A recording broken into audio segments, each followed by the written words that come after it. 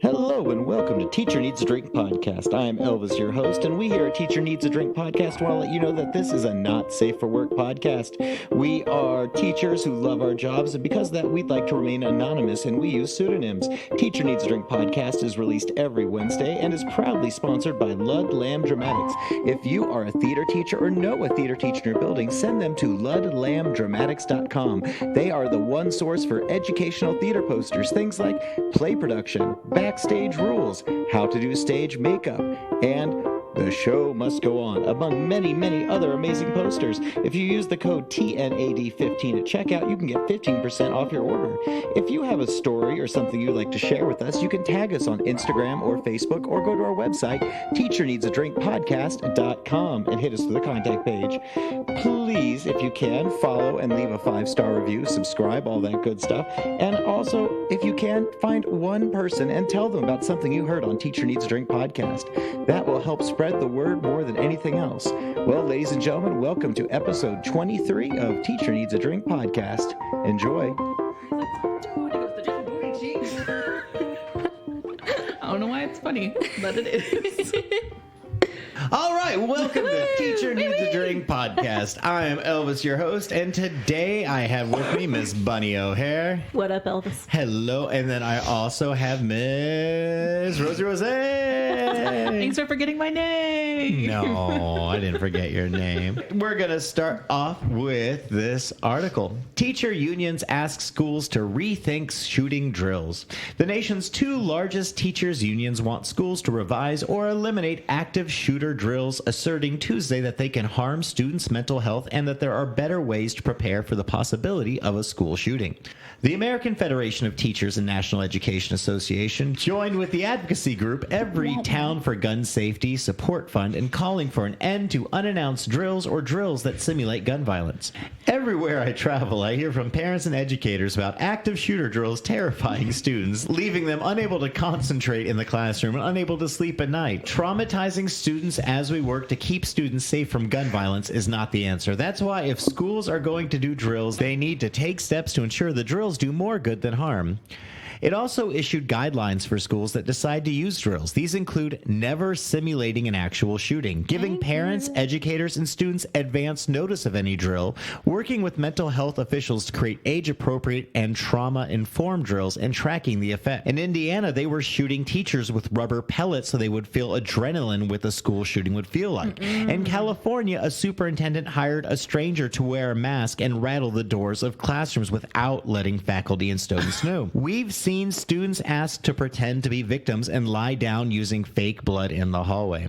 According to a recent study conducted by the U.S. Secret Service, most school shootings last for 2 minutes or less, and nearly half of the events studied ended within 1 minute. That means it's up to us to keep ourselves safe for the seconds that will feel as slow as a lifetime. We drill so everyone has a plan when faced with danger to give people a potential chance at survival. I will be the first to admit that I am an overly sensitive, overly reactive person to things that are that intense. I would have peed my pants if they had somebody in a mask coming along and like rattling the doors while I'm in the classroom with the kids. I would have been thinking it was the real. I would have peed myself. Yeah, no, it's terrifying. We hear about so many of these things that happen, but statistically, it's a hell of a lot worse than it was when we were in school. This didn't exist when I was your age. This didn't exist. I understand that we hear a lot more about it now, and stuff legitimately does happen more now, but it's still statistically such a rarity that going to this extreme of shooting teachers and or students with pellet guns, that just seems really overly stressful, overly traumatizing for something that still statistically is not likely to happen. I still have a better chance of like dying in an elevator accident. I remember the first time I had to do an active shooter drill with a bunch of 25 kindergartners. Oh my God. That is not something that they prepare you for in sub school. Yeah.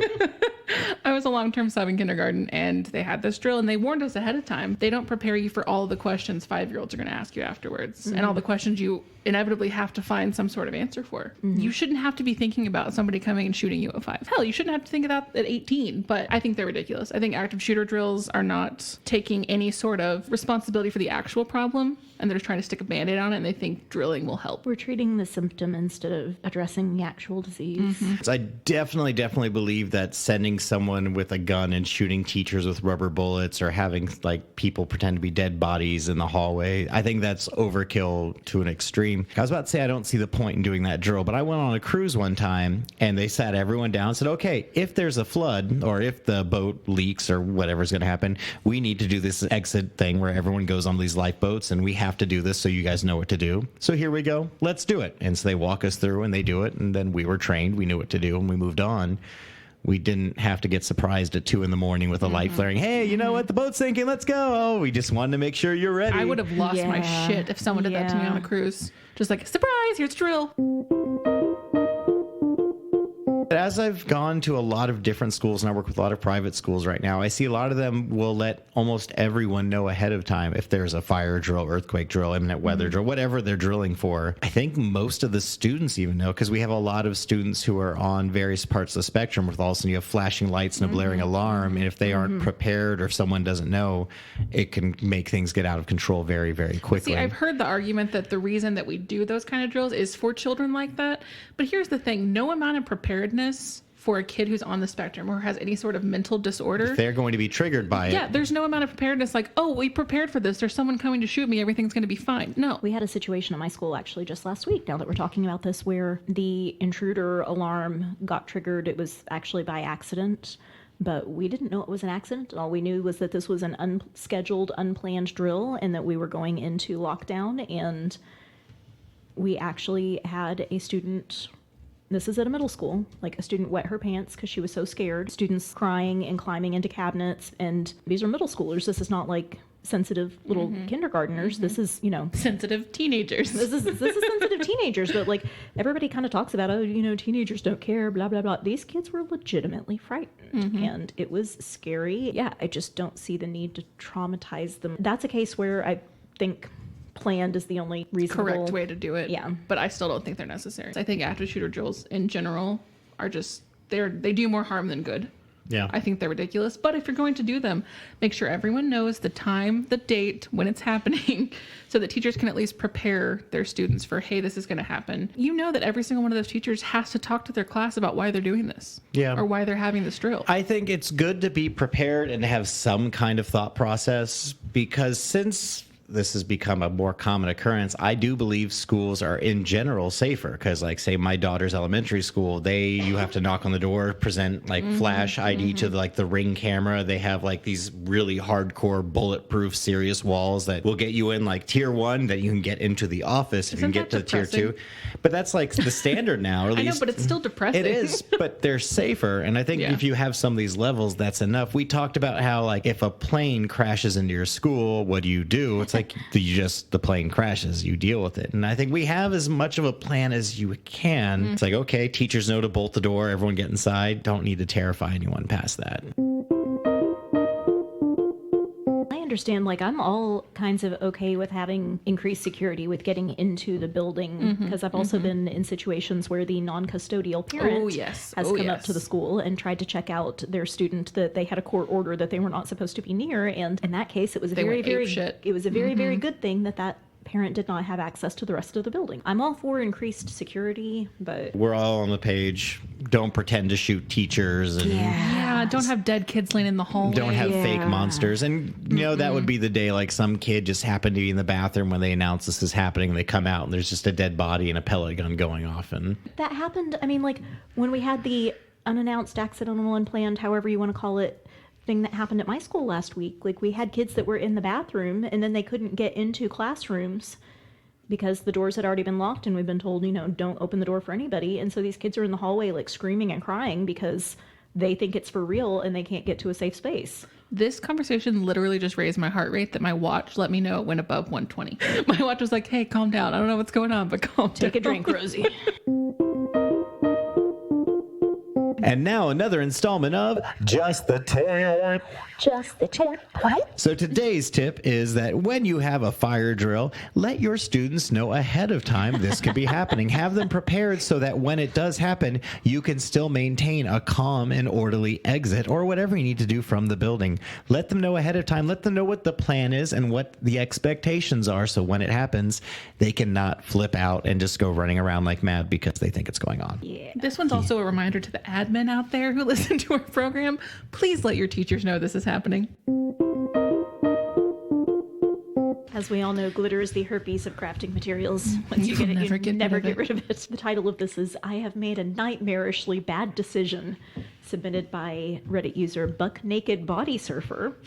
I stuck a glitter art project in the kindergarten take-home folders and probably just glitter bombed the houses of all those kids. I hate glitter and feel really bad about the idiotic Friday afternoon decision. Ha ha. As a teacher, I always see sending the glitter projects home as getting even for the fact that my desk and clothes and body were covered in glitter for days following whatever project we did. I can't tell you how many times I've come home or gone out and had someone say, you've got something, I think it's glitter on your face. I just avoid glitter at this point in my career.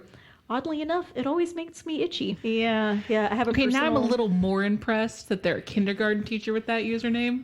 Like, you do you. Buck naked body surfer is a kindergarten You teacher. got to thrive somehow. Yeah, I love that. Go Live your ahead. best life, man. I had to wear glitter as part of a costume for this thing, and it was getting vacuumed out of my apartment for 2 years afterwards. And my roommate and I now both like the word glitter causes brain and eyeball twitches. I glittered my beard for a New Year's Eve party, like really caked it in really Nice. deep. And anybody I touched for like the next day, like friends I'd see and give them a hug, they'd have glitter on their shoulder or on their thing. Like Are you in a relationship at this point? I was. Yeah. And so there was definitely a trail of who I'd talked to, who I'd hugged. I really hope you didn't do anything like, the police were coming because they would find you Oh, yeah. No. from I the was glitter trail. Don't commit a crime after handling glitter or being anywhere in the vicinity It's another of glitter. tip for you. Don't murder someone after Yes, wearing glitter. yes. Okay, this is from the Reddit's user Little Cranberry 5. The title says, I told my students that teachers don't work for free, and they were genuinely upset. I teach 9th grade politics. Godspeed, comrade. We've been going over economics and discussing shifts in ideology with government control. One kid asked me if the teachers union would go on strike if things continued to get worse. Usually when I get personal questions, I shrug my shoulders and I ask them what they would do. At first, they liked the idea of not having to go to school, but then the conversation shifted when I asked them how the funding cuts would impact their future. We also talked about work to rule and how their extracurriculars would be the first thing cut. Several of them thought that teachers would work for free to ensure that they continued getting the best education possible, and genuinely were offended when I told them that I don't work for free. One boy told me that good teachers don't do it for the money.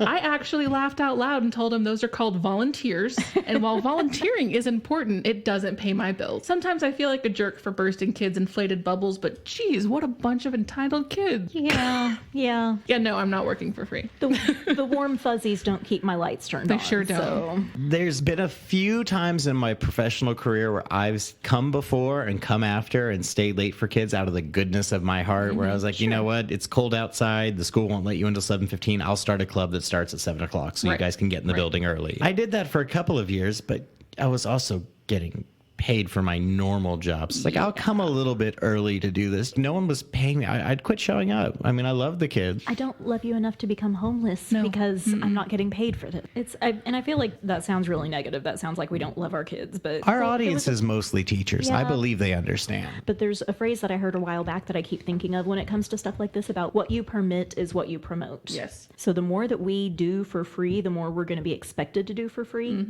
And the more we do out of the goodness of our hearts, the more people come to expect that we're just going to do something just because it's the nice thing to do and it's good for kids. It's always been done. There's got to be a balance. There's got to be respect and appropriate payment for services rendered. All right, this article's from the Washington Post. Donald Trump Jr. announces you don't have to be indoctrinated by these loser teachers that are trying to sell you on socialism. In case you missed it, President Trump's son, Donald Trump Jr., made a speech at his father's pro-border wall rally in El Paso on Monday night, and he took a shot at America's loser teachers who he blamed for turning young people into socialists from birth. Setting aside the fact that babies don't have teachers who can sell them on socialism, his comment reinforces President Trump's comment about socialism in his recent State of the Union address. And what may be a new rallying cry for the GOP, the president said, here in the United States, we are alarmed by the new calls to adopt socialism in our country. Now, I'm going to stop this right here because it goes on just to have responses. But let me just say that Elvis.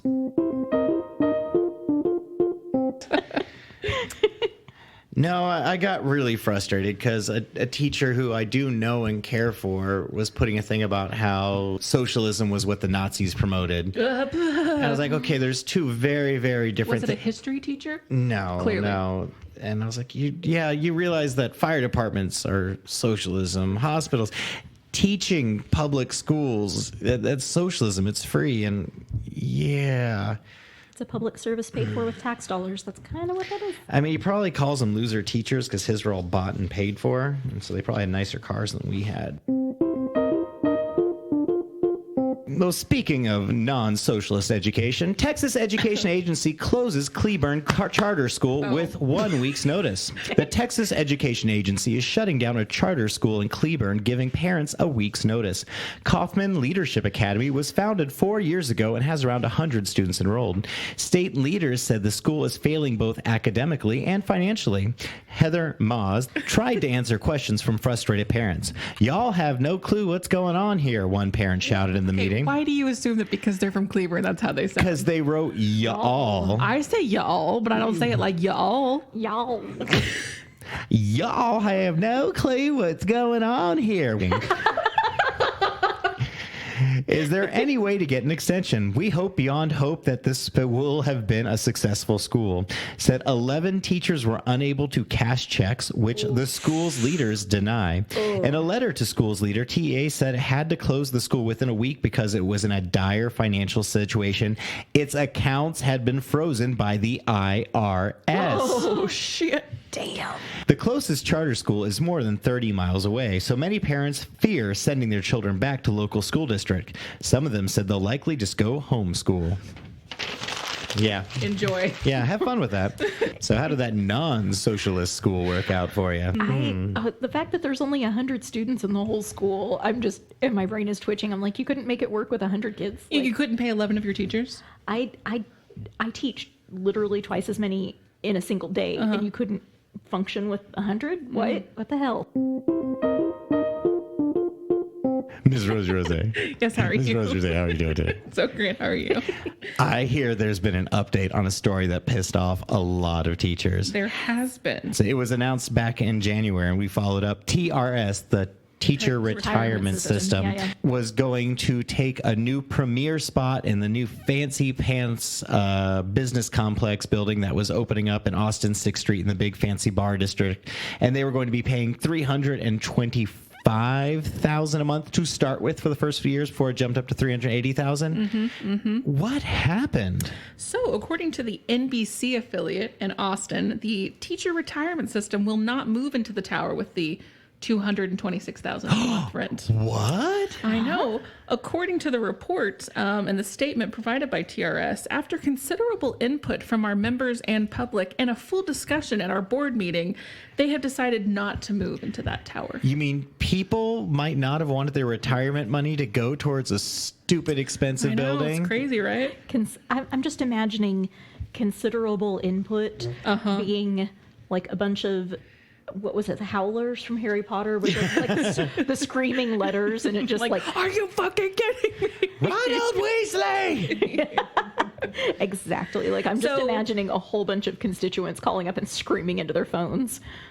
Yeah, so they said they're looking into a lease renewal at the place they're already leasing. Oh, you mean so they wouldn't have to move? Yeah, Oh, it's crazy how that happens. I know, it's weird. It's like they already had a place, but they wanted something fancier. They just wanted to use other people's retirement money for it and raise the rates for it. Yep. Assholes. Get wrecked, nerds. All right, ladies. Thank you for joining us for another episode of Teacher Needs a Drink podcast. Buddy, thank you for being here. Thank you, Albert. Rosey, it was wonderful to see your face here tonight. Thank you. Yours as well. Awesome. Well, cheers, everybody. Cheers.